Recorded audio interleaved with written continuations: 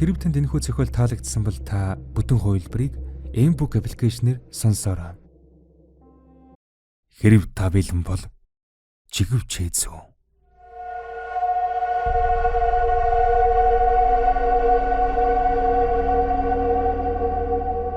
Хоолой. Зохиолыг бичсэн Trinity. Дуу оруулсан Б. Оргилволд. 2. Орон сууц гэдэг эрэлт хэрэгцээ өндөртөө байгаа өнөө цагт яагаад ийм байдал үүссэнийг нэг л сайн ойлгож төвдөхгүй байлаа. Ямар ч тач элдв цуурхал тархасаар байгаад л энэ орцны орон сууцнуудыг худалдаж авах хүн гарч ирэх юм байсан биз. Үнэгүй цэгийн тэргүүтээ зарын сайтууд дээрээс хамгийн бага үнэтэй орон сууцнуудыг ангилан хайж үзэв. Гарцаа байхгүй. Энэ орцонд харьяалагдах бариуд л хамгийн хямдхан орон сууцнууд болж гарч ирээд байна. Тэгэхэр энд үнэхээр ямар нэг ноо байгаа бол та. Тэгээд л ухаж гарлаа та. Мэдээж ингэж ухаж малтсан анхны хүн би биш л байх. Ер нь л нэг учрыг нь олмоор санагдаад сэтгэл тогтох янзгүй. Тэмээ юм руу хараач орж өөрийгөө нөхөн дунгав гэсэн бодол төрж байсан ч тэглээгээд тэр бодол минь намайг зогсоосонгүй. Угаасан алдаад байх зүйлгүй ганц бие хүн юм хойно.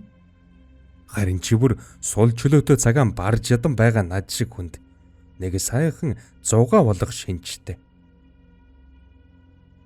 Ингээд уг орцтой холбоотой мэдээллүүдийг түүж өөрийн хэмжээнд нь судлан багцлах болов. Хамгийн түрүүнд интернетэд тавигдсан мэдээллүүд дээр анхаарлаа төвлөрүүлв. Түүн дотроолсон үнэн байж болох хүмүүсийн сэтгэгдлүүдийг түүж тохиолдол бүрээр нь ангилан багцлалаа. Тохиолдол 1. Хог асгахаар гарсан охин минь орж ирээгүй. Эхэнтэй анзаараагүй л дээ. Одоохон л ороод ирнэ гэд хараад байлаа.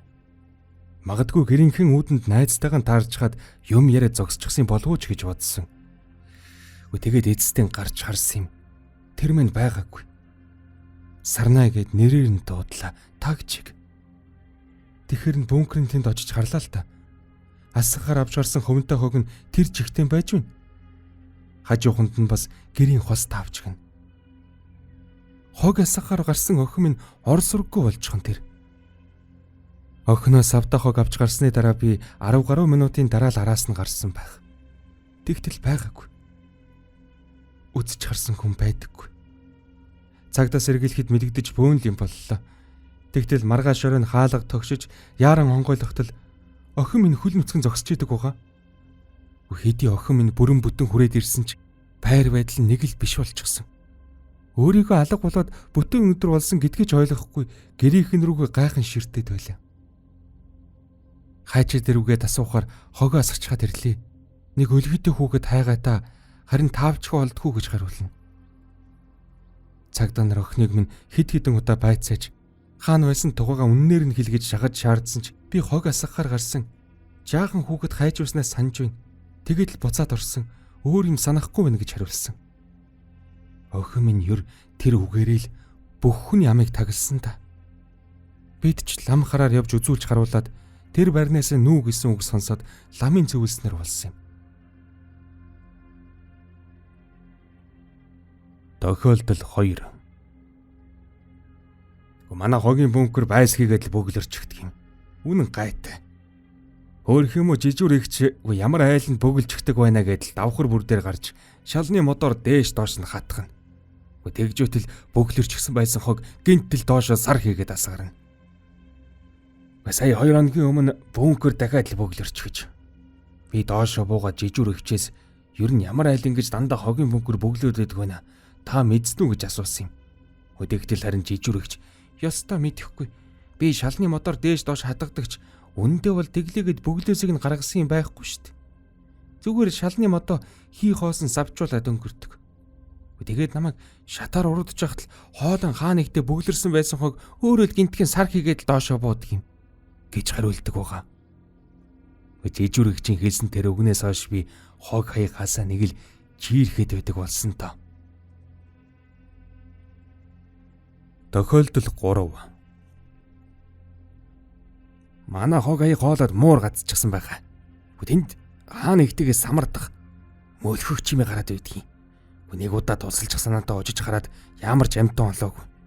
Тэгсэн мөртлөө төмөр хоолоо дотроос самардах чимээ гараад л аймар шүү. Тохиолдол 4. Манай хүүхдийнхээ сэвлгийг хүргээж байлаа. Гэртих олон зочин ирж гисэн бага насны хүүхдүүд голдоо цуглажсан байваа. Тийм болохоор би хүүхдүүдийн хажууд гэртэн тамхи татаж төвдөлхөө гарсан юм. Бөөнкрийн хажууд очоод тухтайхан гих чинь хэд сайхан сороод авлаа. Тамхиан бүрэн татаж дуусгаагүй. Буцаж өрөх гэж ярьжсэн болохоор тамхиан талд нь хүргээд унтраажглаа. Тэгээд хог хаяг хоолон амыг нээж тийш нь тамхиан нэсэлж чад буцаж иргэсэн юм. Гэвч ганц жалхан мий чадлагүй гацчихсан. Учир нь саяхан доош нь хаяж өргсөн тамхиг минь хин нэгэн буцаагаад идчихсэн. Мэдээж ихэндээ би өөрийгөө тамхиан бөөнкөрний амруу хийж чадлагүй хажуугийн төмөр хүрээг нь онсон байх нь гэж бодсон л доо. Тэгээд шалан дэрвга дутуу дадсан тамхиан аваад сайн гихч нь харж яваад бөөнкөрийн нүх рүү хийлээ. Тэгтэл ёстой харсаар байтал өнөөхийг минь доороос буцаагаад шидчихдэг байгаа. Ёстой илб үзэж байгаа юм шиг санагдсан. Ивгүй ч байсан. Би бөөнкөрийн амруу шагааж харахыг хүссэн ч хүүн гэдэг амьтан яг цагаа тулаад ирэхээр чаддгүй юм байлээ. Тэгээ зүгээр л буцаад орчихсон. Энэ тухай их нэртэн хэлээгүй. Ер нь энд ч хэлээгүй дээ. Одоо л энд бичиж байна. Дараа нь тэр байрнаас нөөх боломж гарсан юм. Нөөх болсонтой намайг ямар их баярлсан гэж санана. Тохиолдол 5. Нэг шин хаалга төгссөн юм. Уг нь манай гэрийнхэн бүгдээрээ байсан ч би жигтэйхэн их хайгуутсан юмдаг. Аавыг хаалга руу зүгэлэхэд нь би араас нь дагаж очсон. Тэгэд аавыг хинбэ гэд асуудал хаалганы цан ирсэн итгэхэд юу гэж хариулсан гэж санана. Мах өгөөч. Өлсөд байна гэдэг байгаа. Эмэгтэй хүний хоолой байх шиг байсан. Манайхан бүгдээрээ л айсан. Мэдээж хаалга тайлаагүй. Харин дараах нь манайх тэр барьнаасаа нүүсэнтэй. Би энэ мэдчлэнгээр нэлээд хэдэн материалууд олж авлаа. Дараа нь төлөвлөгөөний дагуу ганц нэг хүмүүстэй уулзах ажил эхлэв. Хамгийн түрүүнд сөөхийн дарагтай уулзахаар шийдлээ. Түүнтэй уулзахдаа юун түрүүнд өөрийгөө энэ орцонд хямд үнэтэй барих худалдаж явах санаатай зарим нэг зүйл тодруулж аваа юм. Хэмээн танилцуулав. Дайрмал буржгарвсан хүрэн өнгөөр будсан жигтэйхэн зузаан харааны шил зүүсэн 60 гаруй насны намхан нуруутай Нанжил гэх сөөхийн дарга авуугай намайг баяр сонирхож угааг дуулаад баярлж байгаа нээлттэй. Би түүнээс цахилгаан шат ажиллах боломжтой юу? Ер нь орцны цэвэрлэгээ хийдэг үү? Жижүүртэй болох боломж байгаа юу? Гээд нэгэн зэрэг олон асуулт асуугаад галаа. Одоогоор нэгдүгээр орцсон доктортой амьдарч байгаа айлуу цөөхөн байгаа. Бага хэдэн айлаас нь цөөхийнхөө төлбөрийг төлдөг нь чухруу дарамцсан. Тийм болохоор лифт шинжилэл хийж чадахгүй гацсан байдалтай байгаа юм. Жижүүрийн тал дээр ч гэсэн яг адилхан. Цалинг нь тавьж чадахгүй байгаа болохоор орц одоохондоо жижүүргүй байна. Би босод орцныхон жижүүрүүдийг гууж аргадаж байж хаяа цэвэрлүүлдэг юм. Өөрөө ч гэсэн үе цэвэрлдэг л юм. Ер нь яагаад ингэж энэ орцонд айл амьтан тогтохгүй болж байгаа вэ? Сүрэн дэнжсэн хүмүүсийн хэдрүүлэхтэй цуу ярианаас л болж байгаа хгүй юу? Уг нь бол хүн тэгтлэн үргэж дайжаад ухаар газар биш шүү дээ. Одоо ч гэсэн хэд хэдэн айл тэр орцонд амар жимэр амьдарч л байна. Өөр шиг чинь ийм хэдэн сайхан оршин суугч олчихвол ганцхан орцны үйл ажиллагаан жигдэрхэд ер нь юухан байх вэ дээ? Уг нь бол манай энэ байр чинь үнэхээр сайхан байр. Өвөл даарна гэж байхгүй. Ус цагилгаан тасалдахгүй. Чанартай барилга та. Дээд 3 давхарт нь айл амьдардгүй бол та. Үгүй 9-р давхрын нэгэнд нь айл амьдарч байгаа шүү. 10 хоногийн өмнөөс нэг залуу суух болсон.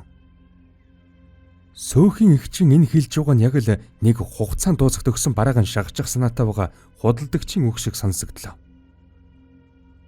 Өмхий самхан хангалсан ямар ч цахилгаан шатгүй байрны хамгийн дээд давхарт ямар хүн амьдардаг байна гэсэн бодол төрсөн ч би түүнийг үг болгон гаргасангүй. Сөөхийн дараагийнч намайг нэгдүгээр орцны байрнуудаас алийг нь ч хамаагүй авчихасаа билээ гэж хүсэж байгаа нь ээлт. Мэдээж хөнгөө хоосон байрнуудын эзэд нь тэдгээр орон сууцнуудан зарахын төс болж байгаа.